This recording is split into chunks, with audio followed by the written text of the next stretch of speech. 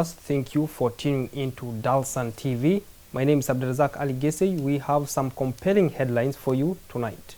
But before we dive in, let's have a look at some of the stories that are making headlines. Parliamentary chaos erupts as MPs throws water at colleague during agricultural bill debate. Maersk suspends Djibouti bookings amid high security risks in Red Sea.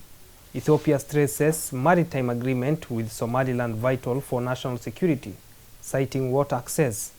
Joint operation targets Al-Shabaab in Middle Shabelle region.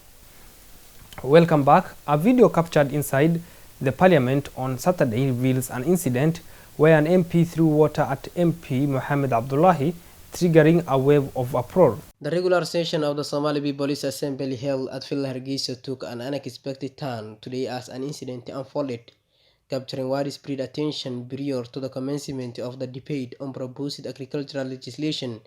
A heated altercation broke out, leading to the female member of parliament hurling water at the Speaker of the Parliament, Mohamed Abdullahi Hassan Nuh.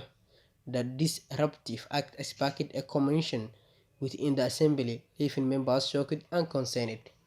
In a video recorded by the media, the enraged female MP can be seen shouting before the splashing words that reached the tables and chairs where the members of the Somali People's Assembly were seated. The attack was met with the condemnation, with MP Nuh expressing his dismay at the behavior of some of his fellow MPs. هندية شرعيات وتبادل دربارات كيتكاركا هندية شرعيات كحكمينتا كيميكوين كبيرها iyo hindiya sharciyeedka hay-adda ka shaqeynaysa dhammaan shuruucda soo dhan haddii aan soo qaadano hindiya sharciyeedka hay-adda adeega baaritaanka wuxuu ka kooban yahay 2 cutub iyo 29 qodob ujeedooyinka laga leeyahayna waxa weeye inuu MP Nuh also highlighted the importance of adhering to proper decorum within the assembly, emphasizing the need to uphold the rules and avoid the council becoming a place where inappropriate behavior is tolerated. The incident has cast a shadow over the ongoing debate on agricultural legislation, diverting attention away from substantive issues at hand as the Somali People's Assembly grapples with this disruption. It remains to be seen how the incident will be addressed and what the implication it might have for the future parliamentary proceedings. Now moving on, in response to the persistently volatile situation in and around the Red Sea, Denmark's Maersk, a global shipping company, announced on Friday the temporary suspension of bookings to Djibouti from various regions, including Asia, the Middle East, Oceania, East Africa, and South Africa for its Blue Nile Express service. In response to the persistently volatile situation in and around the Red Sea, Gulf of Aden, Denmark's Maersk, a global shipping company, announced on Friday that it temporarily suspended the bookings of Djibouti from various regions, including Asia, the Middle East, Oceania, East Africa, and South Africa for its Blue Nile Express service. The decision comes as Maersk, citing available intelligence, highlights the significant high security risk in the region. Maersk emphasized the ongoing volatility and security concerns as the primary reasons for the suspension. Consequently, the company had taken immediate action by excluding Djibouti, Jeddah, and King Abdullah Port in Saudi Arabia from its Blue Nile Express service. The Blue Nile Express service, typically connecting ports of the United Arab Emirates, Oman, India, Djibouti, and Saudi Arabia, will be adjusted to circumvent the aforementioned ports due to the prevailing security risks. Maersk assures that the suspension will not impact carrying capacity, ensuring minimal disruption to its operations.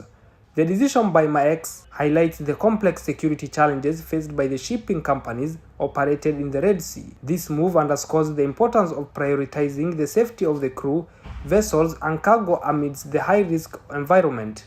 The impact of this decision on trade and logistics in the affected regions remains to be seen. Stakeholders will be closely observing developments and assessing alternative options to ensure the smooth flow of goods and maintain supply chain resilience.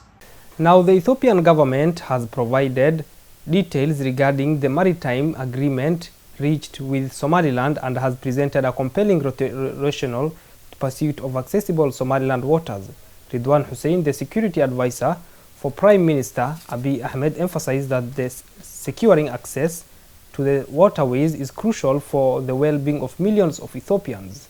The Ethiopian government has provided further details regarding the maritime agreement it reached with Somaliland and has presented a compelling rationale for its pursuit to access the Somaliland waters. Ridwan Hussein, the security advisor to PM Abiy Ahmed, emphasized that securing access to the waterways is crucial for the well-being of millions of Ethiopians and plays a vital role in regional peace and security. According to Ridwan Hussein, Ethiopia's survival and safety depend on access to the water outlined in the agreement. He further emphasized that the water would contribute to Ethiopia's economic and social development without causing any harm. While Ethiopia faces criticism for its agreement with Somaliland, it appears unmoved by international calls for consideration. In contrast, the federal government of Somalia has taken a firm stance in defending its territorial integrity, garnering diplomatic support and ultimately nullifying the agreement between Muse Bihi and Prime Minister Abiy Ahmed. Now, meanwhile, a joint operation conducted by National Intelligence and Security Agency has killed members of the Al-Shabaab group in Middle Shabelle region.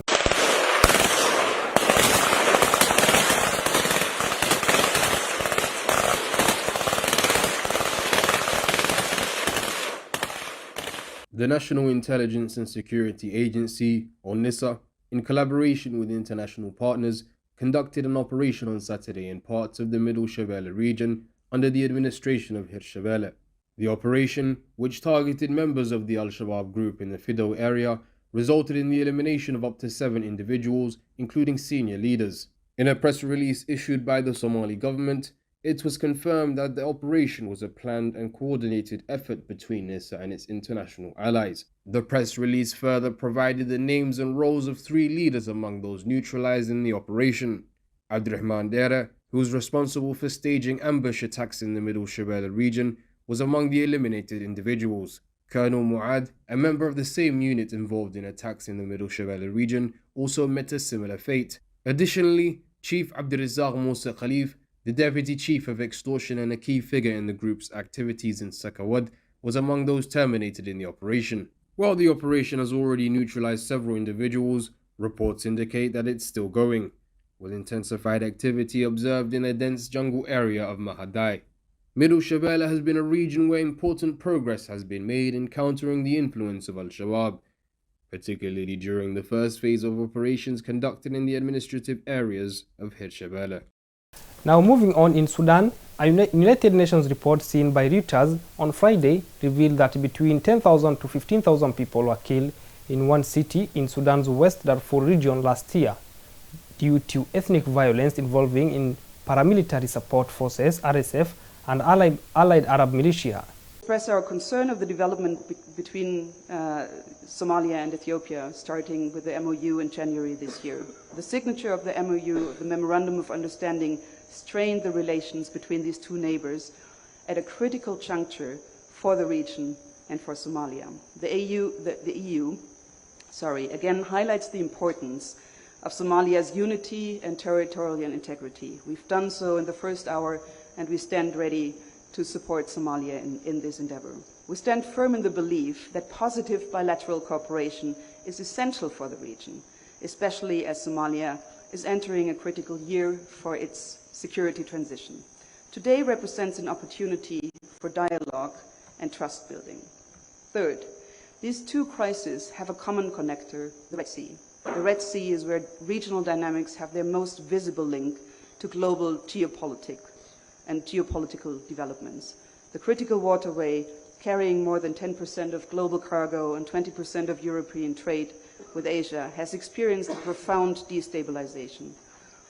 The Houthi militias continue its attack on commercial shippings in a worrying trend.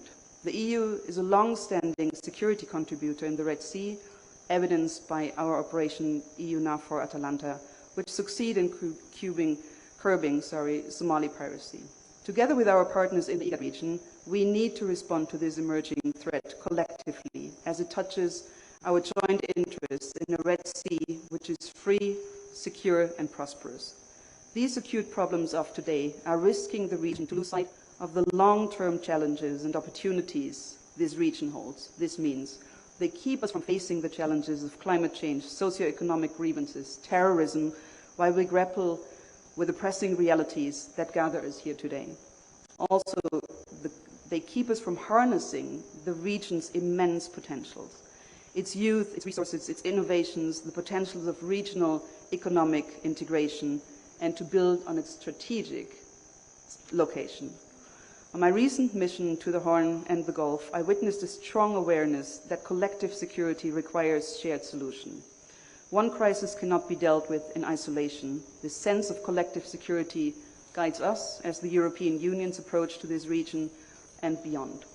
Only by working together through dialogue and diplomacy can we return to the sense of hope in the Horn of Africa, which was tangible not long ago. Mr. Chair, to conclude, today's summit is an opportunity for dialogue and bridge building. It is upon leaders gathered here to seize that moment. The EU offers to the region is clear and consistent. We are committed to peace, security and prosperity, committed to our partnership, to IGAD and its member states. We are ready to support mediation, dialogue and de-escalation efforts across the region and beyond. We are ready to support any efforts aimed at positive regional economic integration. It can be a crucial tool to enhance regional cooperation in the Horn and the wider region. Lastly, the EU has been a consistent supporter of IGAD and its task force for the Red Sea and the Gulf of Aden. Also, we are a long-standing partner to build maritime capacities across the Red Sea region and currently setting up additional maritime security operations. We stand ready to work together closely with our partners on both sides of the Red Sea and face the new challenges together. I thank you for your attention. Thank you very much, Anne. Now I give a floor for Special Envoy of the United States of America. Thank you very much. Excellencies, heads of state and government of IGAD, ministers. Thank you so much for watching Dalsan TV English News. My name is Abdulrazak Ali. We wish you a lovely evening.